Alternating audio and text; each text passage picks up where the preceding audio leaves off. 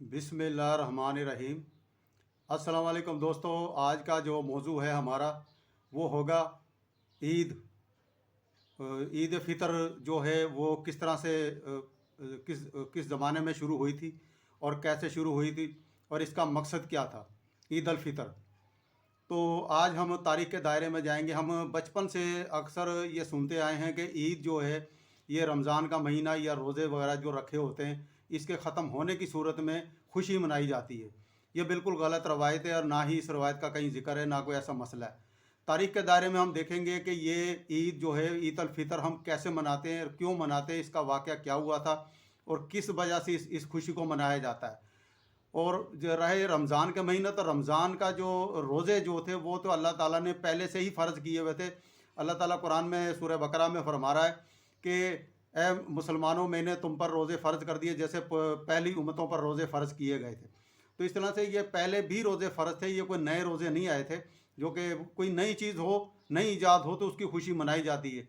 तो ये कोई नई चीज़ ऐसी हुई थी जिससे वाक़या कोई नया हुआ था, जिसकी वजह से मुसलमानों को या कोई ताकत मिली थी या कोई फ़तह हुई थी, जिसकी वजह से ये खुशी मनाई गई।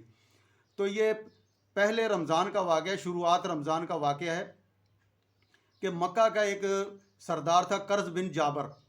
कर्ज़ बिन जाबर ने एक जमात को हमरा लिया और वो मदीने की चरागाहों में जा घुसा। पैदल चलकर गया वो, जिस तरह भी गया वो मदीने की चरागाहों में घुसा और छापा मारा और मुसलमानों के बहुत सारे ऊँट जो थे वो घेर के मक्का ले गया। इस तरह से मदीने के जो लोग थे, जब उनको ख़बर पहुंची तो उन्हें बहुत रंज भी हुआ और बहुत गुस्सा और शदीद किस्म का गुस्सा भी आया कि ये इसने क्या हरकत करी। असल में कर्ज़ बिन जाबर जो था, उसने ये बताया कि हम मक्के वाले जो हैं वो मदीने के ऊपर जब मर्जी हम हमला कर सकते हैं, वो महफूज नहीं है। असल में उसकी ये वार्निंग थी। उसके बाद फिर मुसलमानों ने भी इसका जवाब देना था। मुसलमानों ने आप सल्लल्लाहु अलैहि वसल्लम से रब्ता किया और मशवरा किया, या रसूलल्लाह इस तरह से इस बंदे ने ऐसा काम किया है, तो हमने इसका जवाब देना है। जवाब किस तरह से देना है कि उसी दौरान अबू सुफियान का काफ़िला शाम से आ रहा था, तजारती काफ़िला। तो सब ने मदीने के जो मुसलमान थे उन्होंने इरादा किया कि हम अपना बदला लेंगे और अबू सुफियान का काफ़िला हम भी लूटेंगे ताकि उसको जवाब मिल जाए। इस तरह से आप सल्लल्लाहु अलैहि वसल्लम से मशवरा किया। आप सल्लल्लाहु अलैहि वसल्लम ने कहा कि ठीक है, तैयारी कर लो। 313 की जो जमात थी वो तैयारी करके जब पहुंची वहां पर, तो इससे पहले ही मक्के के जो काफिर थे वो अपनी तैयारी मुकम्मल करके पहले से ही बैठे हुए थे। यानी कि उन्हें पता चल गया था कि मदीने वाले जो हैं वो अबू सुफियान का काफिला लूटने के लिए आ रहे हैं, क्योंकि अबू सुफियान को खबर पहुंच गई थी जासूसों के ज़रिए कि मदीने वाले तैयारी कर रहे हैं तुम्हारा काफिला लूटने की। तो इस तरह से अपने माल सबाब को बचाने के लिए मक्के वालों को बुला लो। तो इस तरह से उन्होंने मक्के वालों को बुलाया और वो मक्के वाले पूरी तैयारी के साथ आ गए। अब मदीने वालों को इसका वहम गुमान में भी नहीं था कि ये मसला हो जाएगा। तो आप सल्लम के साथ जो लश्कर में तादाद थी 313 की थी, और हरब सामान जो था वो इतना भी नहीं था। लश्कर हरब सामान में सिर्फ 313 मुजाहिद और 2 घोड़े और 70 ऊँट थे। तो इस तरह से बहुत कलील तादाद थी सहाबा की। और जो मक्के के काफरों की तादाद थी वो थे, लश्कर की तादाद थी 1 जरार लश्कर था, यानी कि 1000 लश्कर था, 700 ऊँट और 300 घोड़े। तो यानी कि 3 गुना जो थे काफर मुसलमानों से बढ़कर थे। तो इस तरह से जब सहाबा जब पहुँचे बदर के मकाम पर, तो वो देखकर इस चीज़ को वो डर गए कि यहाँ तो हम कुछ और करने आए थे, तो यहाँ पर ये लोग तो बहुत ज़्यादा तादाद में, अब क्या करें। तो आप सल्लल्लाहु अलैहि वसल्लम ने सहाबा को जब देखा कि उनकी हिम्मत टूट रही है, तो आप सल्लल्लाहु अलैहि वसल्लम ने हुक्म दिया कि मेरे लिए एक झोंपड़ी बनाई जाए। तो बदर के मकाम पर ही एक जगह पर झोंपड़ी बना दी गई। तो आप सल्लल्लाहु अलैहि वसल्लम ने सारी रात उस झोंपड़ी के अंदर बैठकर इबादत करी, और इबादत में वो दुआ यही करते थे कि या अल्लाह, मेरे ये 313 जो सहाबी हैं ये मेरी सारी ज़िंदगी की कमाई है और मैंने इनको दीन ईमान से लबरेज किया हुआ है। अगर इनको आज तूने फ़तह ना दी तो तेरा नाम लेने वाला कोई भी नहीं होगा।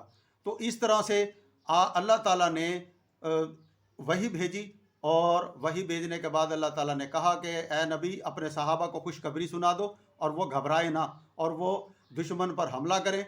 मैं अपने फरिश्ते भेजूँगा 5000 3000, इंशाअल्लाह फ़तह मुसलमानों की ही होगी। آپ صلی اللہ علیہ وسلم نے صبح کو ہوتے ہی صحابہ کو خوشخبری سنائی کہ اللہ تعالیٰ نے ہماری فتح کا جھنڈا بلند کر دیا ہے اور تم تیاری کر لو جنگ کی۔ تو اس طرح سے پھر جنگ ہوئی۔ جنگ کے دوران پھر یہ جو تھے صحابہ نے حملہ کر دیا، اور اس دوران اس حساب سے جو جنگ بدر تھی وہ مسلمانوں کے حصے میں آئی۔ اس جنگ کے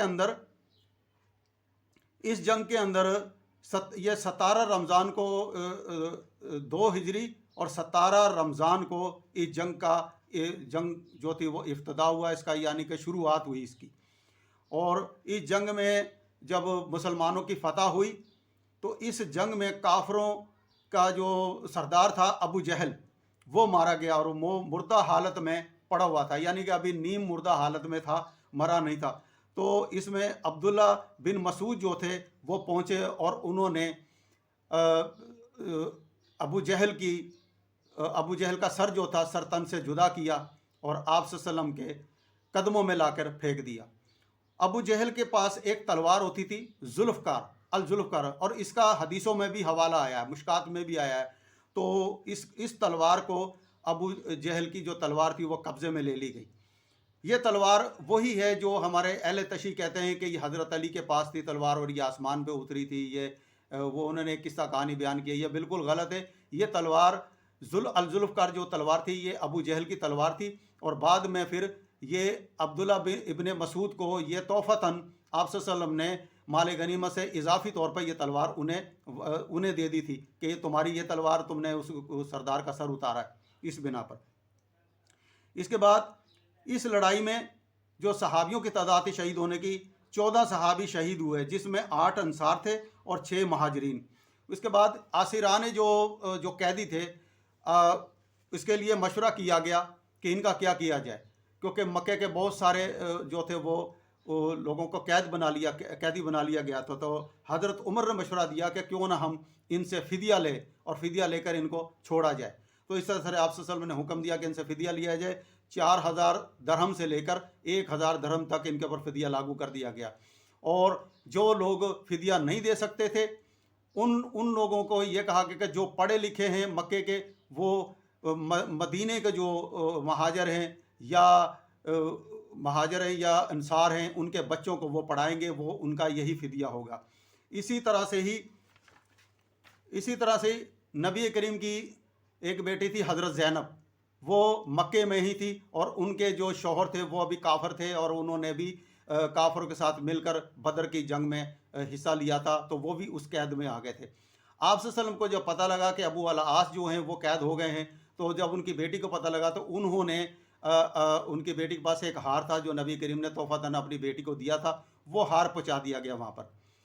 جب ہار گیا تو آپ صلی اللہ علیہ وسلم نے کہا کہ یہ میری بیٹی کا ہار ہے، تو یہ ہار ان کو واپس کر دیا جائے، اور ابو العاص کو بھی جو ہے رہا کر دیا جائے۔ اس طرح سے ان کو چھوڑ دیا گیا۔ خیبر کی فتح کے بعد 22 رمضان کو مدینے واپس آئے صحابہ سب، تو جو مال غنیمت تھا یہ سارا تقسیم ہوا۔ مال غنیمت جب تقسیم کرنے کے بعد یہ کوئی 27 رمضان کا واقعہ ہے کہ 27 رمضان کے بعد 3 دن رہ گئے تھے رمضان کے مہینہ ختم ہونے میں یا روزے ختم ہونے میں۔ تو آپ صلی اللہ علیہ وسلم نے کہا کہ بدر کی خوشی کا جو ہم نے بدر کی خوشی منانی ہے، کیونکہ رمضان کا مہینہ ہے، کو 3 دن رہ گئے، 3 دن کے بعد آپ لوگ بدر کی خوشی منائیں، اور وہ ہوگی عید۔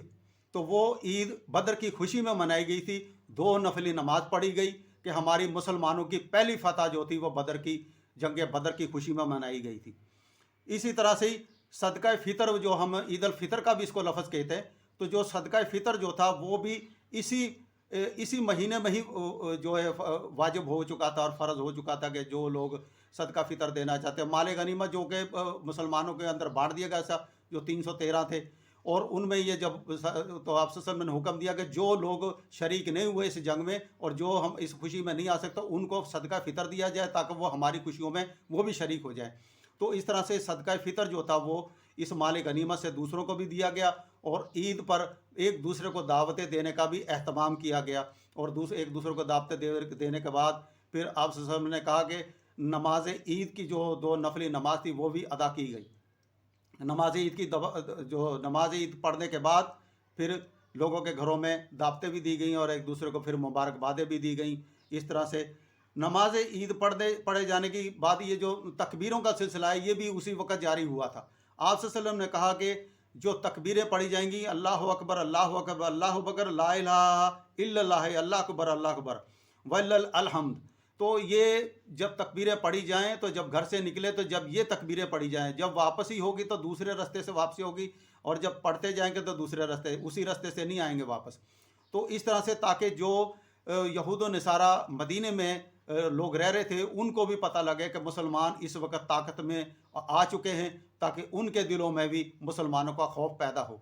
तो इस तरह से फिर ये जो नमाज तकबीर की जो हम बोलते हैं, अल्लाह अकबर अल्लाह अकबर अल्लाह अकबर ला इलाहा इल्लल्लाह अल्लाह अकबर व इल्लल्लाहिल हम्द, तो ये बार बार पुकारा जाए। और फिर एक रास्ते से जाओ, जब नमाज ईद जब पढ़ने के बाद दूसरे रास्ते से आप लोग आएँ, फिर घरों में जाएं और अपने दोस्तों को, अपने अजीज़ व कारब को फिर दावतें दें और खुशी मनाएं। ये थी वो बदर की ईद। तो बदर की ईद मनाने का ये सिलसिला ऐसे शुरू हुआ था। तो हम सिर्फ ईद ही का लफ्ज़ बोलते हैं कि ईद फितर आ गई है और ईद अब हमने मनानी है। ईद किसकी मनानी है ये किसी को कोई पता नहीं होता, लेकिन ये तारीख़ गवाह है कि बदर की जो जंग लड़ी गई थी 17 रमज़ान को लड़ी गई थी, और 17 रमज़ान को 22 रमज़ान को इसकी फ़तह हो चुकी थी। 27 रमज़ान को माल गनीमत वगैरह जितना भी था ये बांट दिया गया था सब में, मुसलमानों में। और फिर फितराने के ईद अल फितर के तौर पर, फितराने के तौर पर उसी माल गनीमत में से दूसरे गरीबों को भी शरीक किया गया इस खुशी में। जब शरीक किया तो दूसरों आप ने कहा कि फिर इसकी 2 नफली नमाज भी पढ़ी जाए। तो इस तरह से 6 रकातों पर 2 नफली नमाज पढ़ी गई और फिर ये वाजिब हो गई ईद। और इस तरह से मुसलमानों में ये खुशी की जो लहर थी वो पूरी दुनिया में फैल गई। आज भी हम उस ईद को मनाते हैं, लेकिन किसी को ये पता नहीं है कि ये ईद हम किसकी मना रहे हैं, क्योंकि हमारे मौलवियों ने यही बताया है कि रमज़ान का महीना ख़त्म हो चुका है और अब इसकी ईद हम मना रहे हैं। रमज़ान का महीने की ये ईद नहीं है, ना रोज़ों की ईद है, बल्कि ये जंग बदर की खुशी में हम लोग इसकी ईद मनाते हैं कि उसकी फ़तह हुई थी पहली, और मुसलमानों की ये पहली जंग थी और पहली फ़तह थी। इस वजह से हमने इसको ईद अल फितर कहा, क्योंकि फितराना भी इस ईद में दिया जाता है। और फितराने का मतलब है खाना पीना, क्योंकि इफ्तार जो है जब रमज़ान के महीने में जब रोज़ा खोलते हैं तो उसको इफ्तारी भी कहा जाता है, इफ्तार करना। तो इफ्तार का मतलब भी है खाना पीना। इस तरह से ईद अल फितर का मतलब भी है खाना पीना, और ईद अल फितर का मतलब भी खाना पीना है, और जो फितराना है इसका मतलब भी है खाना पीना, यानी कि किसी को वो रकम दो ताकि वो भी तुम्हारी खुशी में शामिल हो और वो भी अपने घर में कुछ पकाए और अपने बच्चों को खिलाए पिलाए। तो ये जो फितराने का मकसद था वो ये है। तो हर बंदा अपने जो माल असबाब में अब भी उसको वाजिब करार है कि वो अपने फितराने को गरीबों में, जो अपने रिश्तेदार है, अगर कोई रिश्तेदार है उसके पास माल नहीं है, वो गरीब है, और अपने बच्चों में वो भी ईद मनाए, तो उसको वो फितराना देना चाहिए। और वो फितराना कितना है वो हमारे अलमाओं ने भी वक़फ़ कर दिया। हर साल उस फितराने की लिमिट बता दी जाती है। उस हिसाब से आप लोग किसी अलमा से पूछें कि फितराने की लिमिट आज आपकी क्या होगी, तो उस हिसाब से आप लोग फितराना दें और उन लोगों को भी शरीक करें जो ईद पर खुशी नहीं मना सकते। वो गरीब, या चाहे वो रिश्तेदार हो, चाहे वो आपका पड़ोसी है, चाहे वो किसी भी इलाके का रहने वाला है, आप लोग उस तक उसका फितराना पहुँचाएँ और वो भी तुम्हारी खुशियों में शरीक हो। ये हमारे जंगे बदर की पहली जंग थी जो उसकी हम खुशी मनाते हैं, तो वो भी हमारी खुशियों में शामिल हो। अल्लाह हाफ़िज़।